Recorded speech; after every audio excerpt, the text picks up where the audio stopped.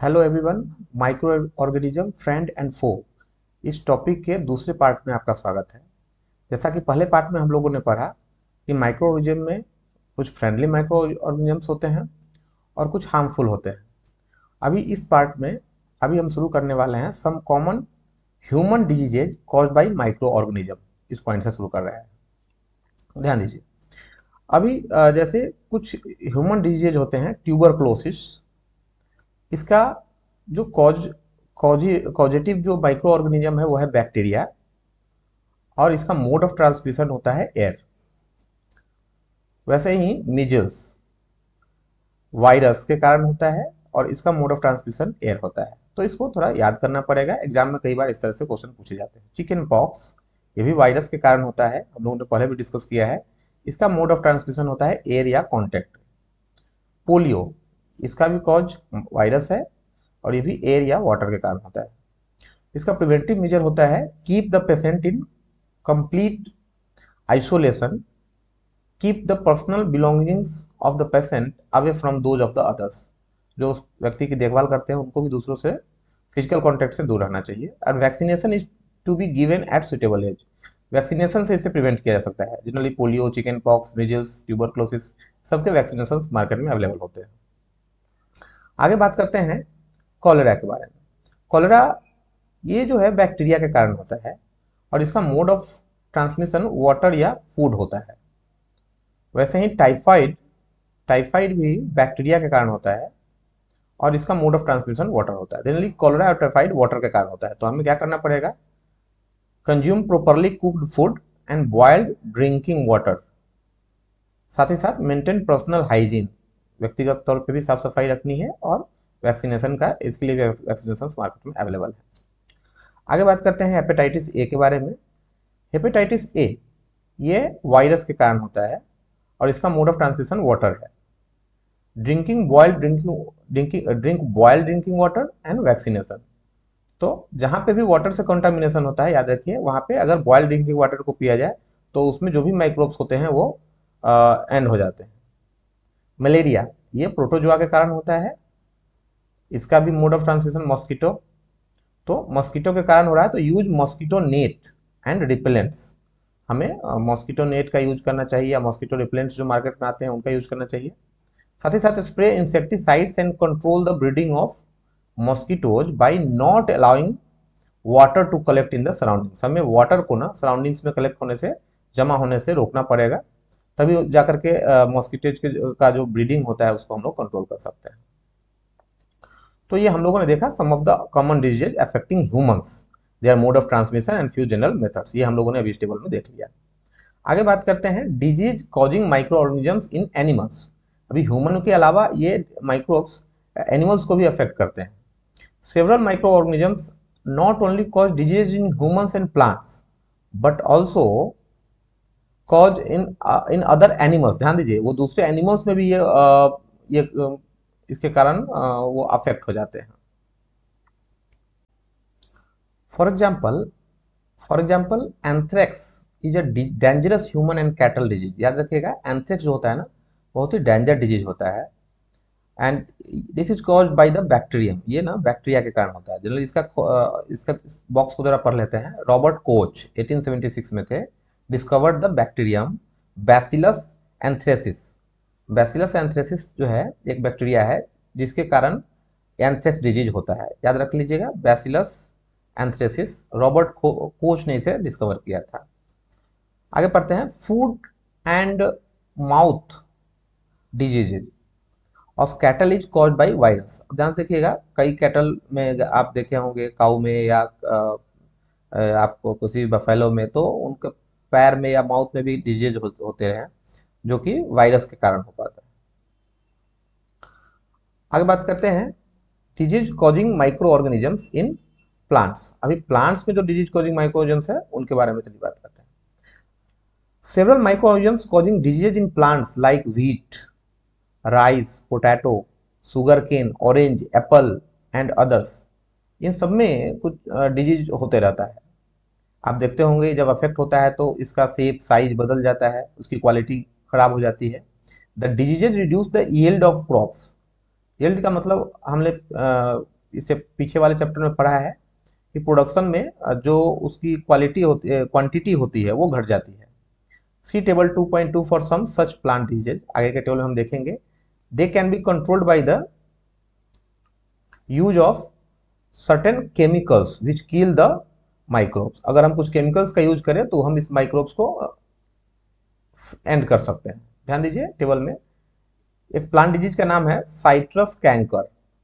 Microorganism कौन सा है? बैक्टीरिया होता है, और इसका मोड ऑफ ट्रांसमिशन एयर होता है, मतलब एयर के थ्रू या एक प्लांट से दूसरे प्लांट में ये फ्लो करते रहता है।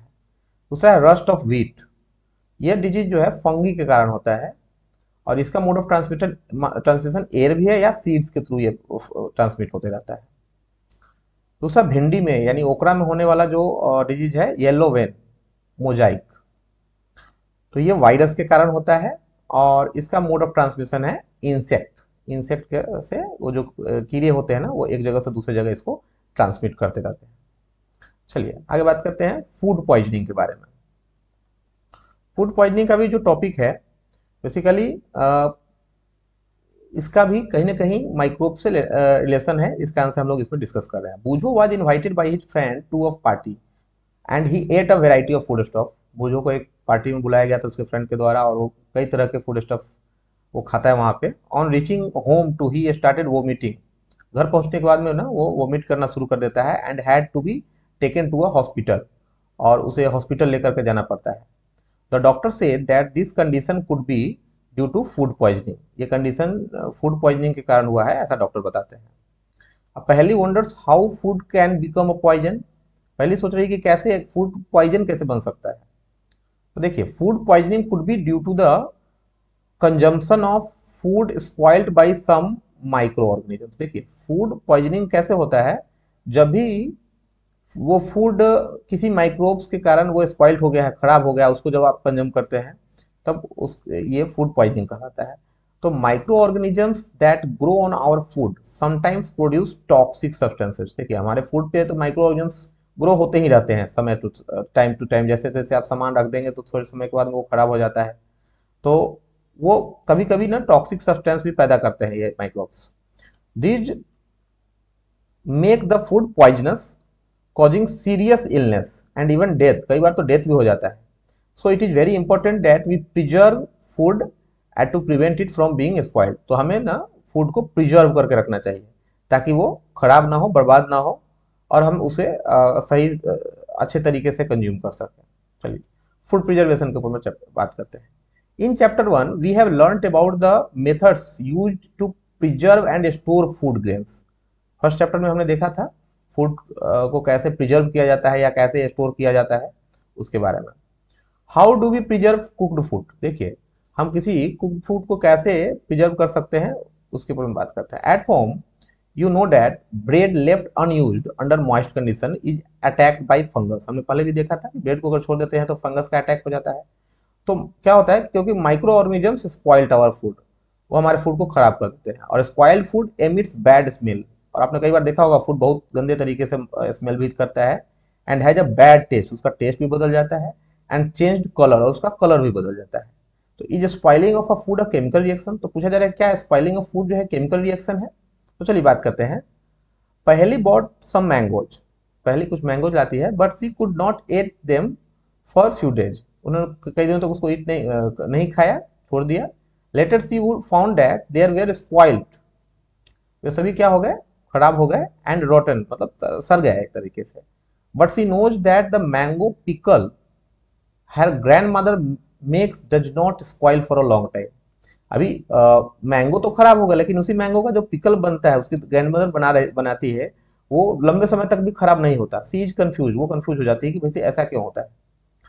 तो बात करते हैं, let us study the common methods of preserving food in our homes. हमारे घरों में फूड को प्रिजर्व करने के कुछ कॉमन मेथड्स क्या है। We have to save it from the attack of microorganisms. हमें क्या होता है ना, इसे माइक्रो ऑर्गेनिजम्स के अटैक से बचाना पड़ता है।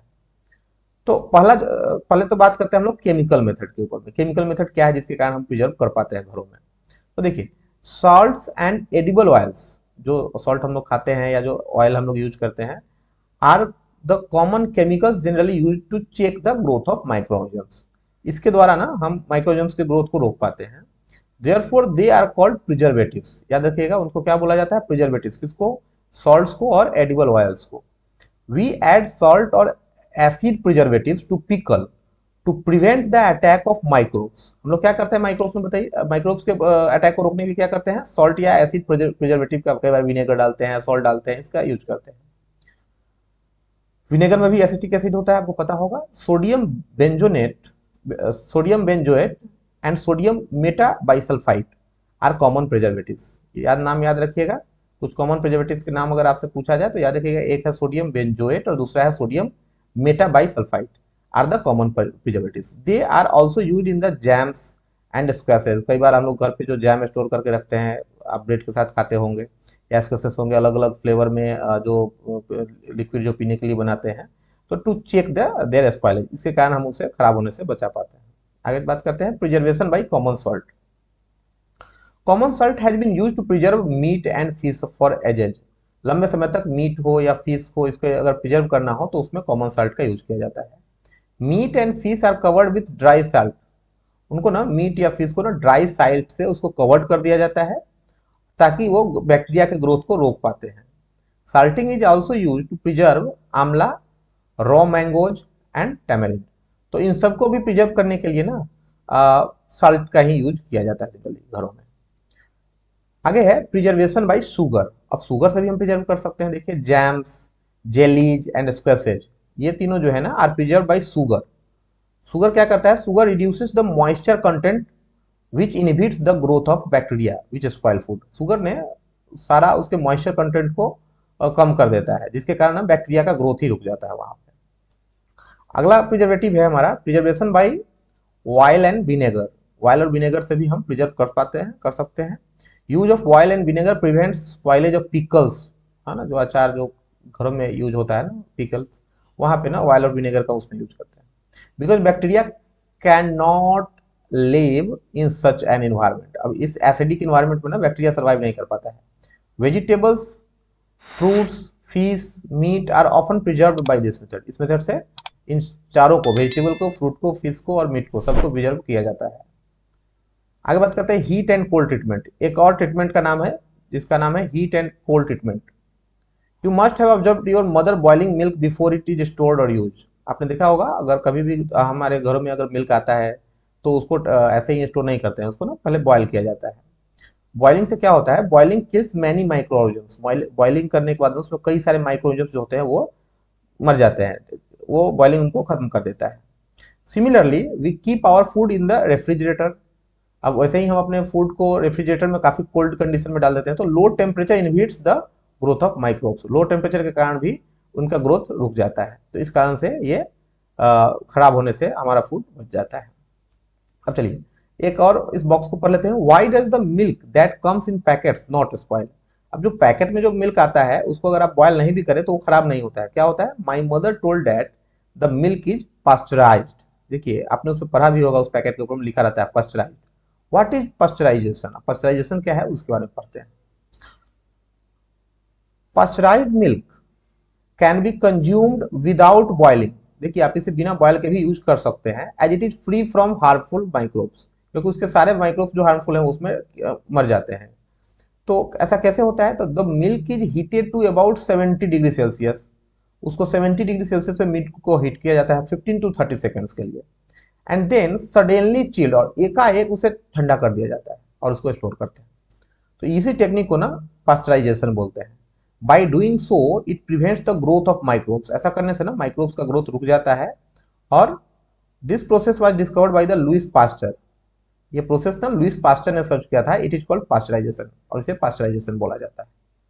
आप समझ गए होंगे अब पास्चराइजेशन के बारे में। Storage and packing. अभी देखिए, स्टोरेज में पैकिंग का भी रोल होता है।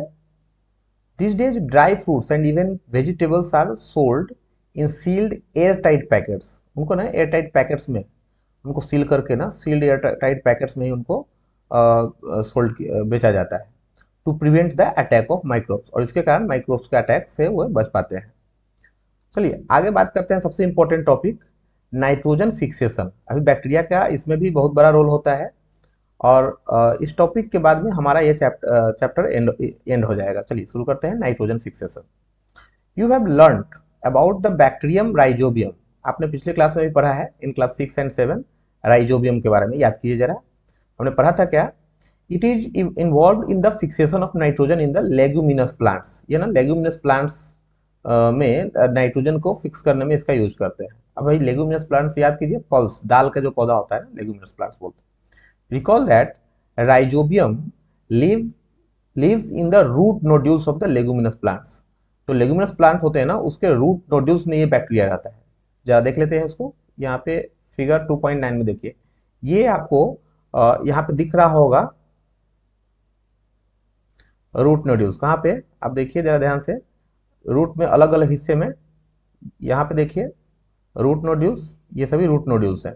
ठीक है, इन सब में जो है ना राइजोबियम बैक्टीरिया रहता है, इन सारे में। चलिए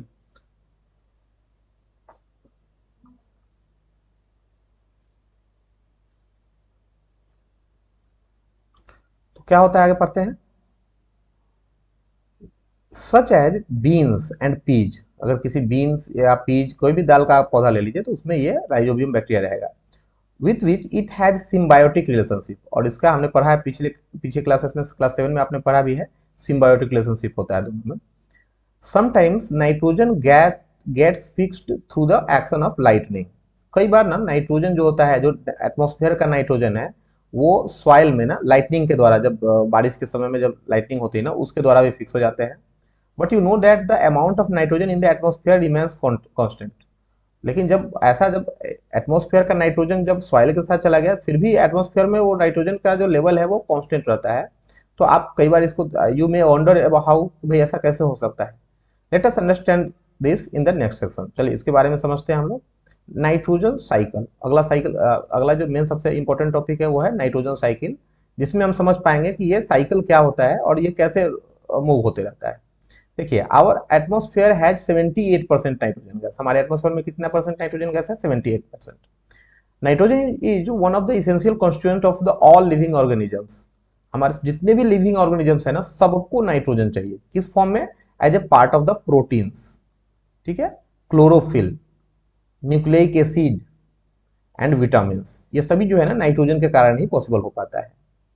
तो क्लोरोफिल प्लांट्स में हो गया, बाकी विटामिन हमें भी चाहिए, प्रोटीन्स भी सबको चाहिए।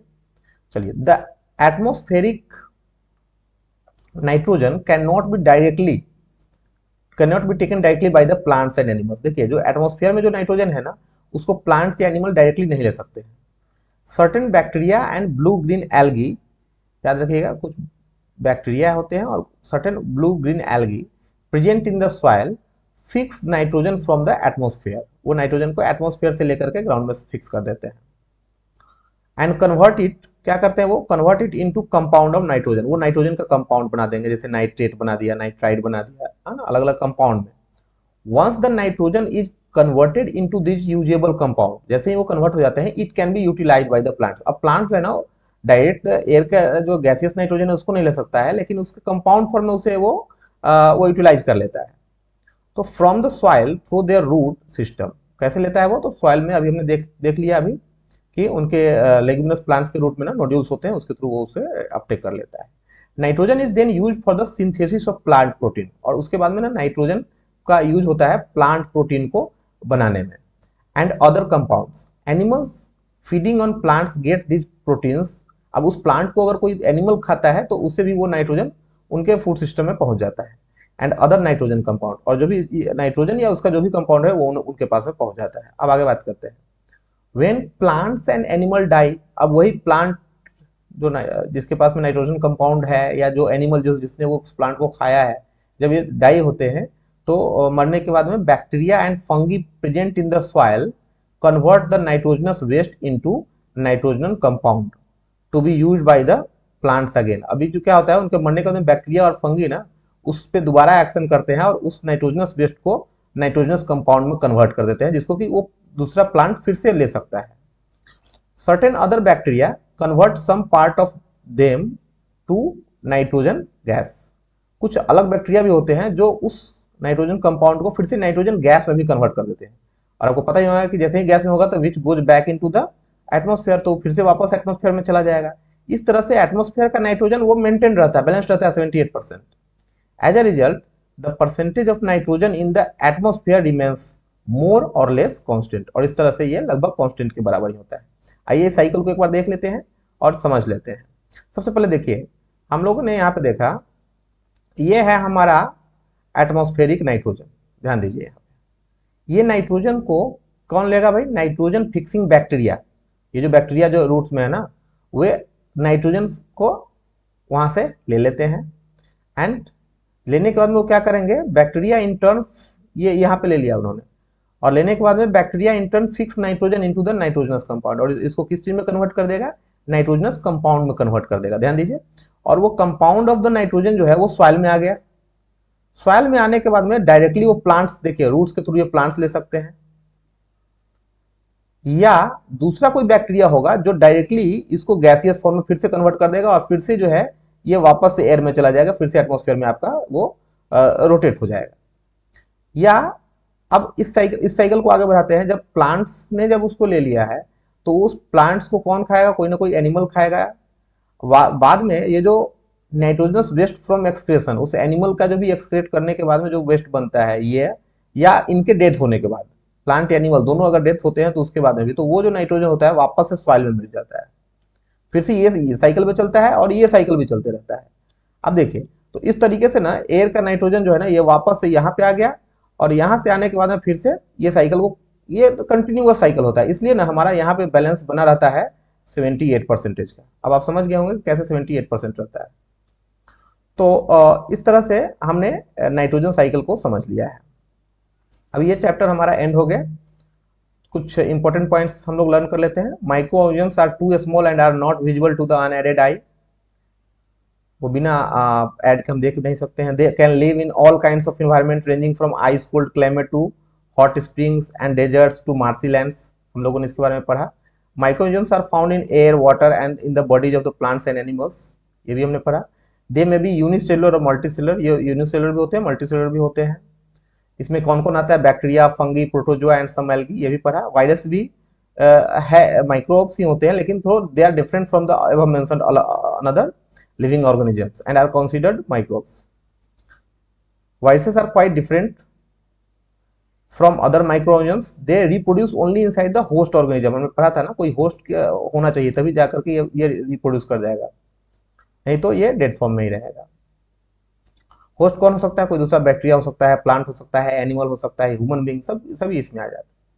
सम microorganisms are useful for commercial production of medicine and alcohol. हमने देखा था फ्रेंडली माइक्रोऑर्गेनिजम्स को जब हम लोग पढ़ रहे थे। तो some microorganisms decompose the organic waste and dead plants and animals into simple substances and clean up the environment. कुछ डिकम्पोजर का भी काम करते हैं, हमने इसके बारे में भी देख लिया है। Protozoans are cause serious disease like dysentery and malaria. Protozoa से हमने पढ़ा है डिसेंट्री, मलेरिया होता है। उस टेबल को आप लोग याद कर लीजिएगा। Some of the microorganisms grow on our food and cause food poisoning. कुछ माइक्रोऑर्गेनिजम्स हमारे फूड पे भी आता है, फूड पॉइजनिंग को एक कारण बनते हैं। Some microorganisms reside in the roots nodules of the leguminous plants. हमने अभी जस्ट देखा कि कुछ बैक्टीरिया लेगुमिनस प्लांट्स के रूट में रहेंगे। राइजोबियम हमने नाम भी पढ़ा था। They can fix nitrogen from air into the soil and increase the soil fertility. और ये soil को बढ़ाते हैं। आप लोग नाइट्रोजन साइकिल का ना एक डायग्राम ड्रॉ कर लीजिएगा। Some bacteria present in the soil fix nitrogen from the atmosphere and convert into the nitrogen compound. उसको नाइट्रोजन कंपाउंड में भी कन्वर्ट कर देते हैं। Certain bacteria convert compounds of nitrogen present in the soil into nitrogen gas, और वापस से उसे कुछ नाइट्रोजन गैस में भी कन्वर्ट कर देते हैं, which is released to the atmosphere। तो इस तरीके से हमारा ये टॉपिक फिनिश हो गया।